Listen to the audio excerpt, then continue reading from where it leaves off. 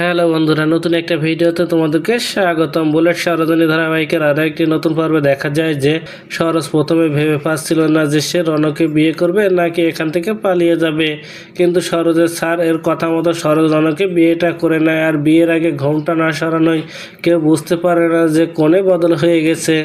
এদিকে আর সে তার বয়ফ্রেন্ডের সাথে নেশা করে রাস্তায় মাতাল হয়ে বাড়িতে ফিরছে আর বলছে রনকে সে কোনোদিনও বিয়ে করবে না। এদিকে বাড়িতে বিয়ের কাজ শেষ হয়ে গেছে আর সরোজ নিজের ঘোমটা সরালে সরোজকে দেখে চমকে ওঠে বাড়ির সবাই। আর রণ বলে, তোমাকে না বলেছিলাম ঘোমটা খুলবে না? সরোজ বলে, আমি এই সত্যিটা যদি সবার সামনে না আনি তাহলে কিছুদিন পরে আমাকে এই বাড়ি থেকে চলে যেতে হবে। এদিকে রাগিনী নিজের কাজ শেষ করে বাড়িতে আসছে আর বলছে, আমি আজ রাতের মধ্যে সরোজকে শেষ করে দিয়ে সব প্রমাণগুলো নিজের কাছে নিয়ে নেব আর আমার কোনো চিন্তা থাকবে না। বাড়িতে ফিরে সবটা শুনে রাগিনীর চমকটে আর বলে, আমি এই বিয়ে মানি না, আমি ওই ভিখারির মেয়েকে এই বাড়ি থেকে ছুঁড়ে ফেলে দেব।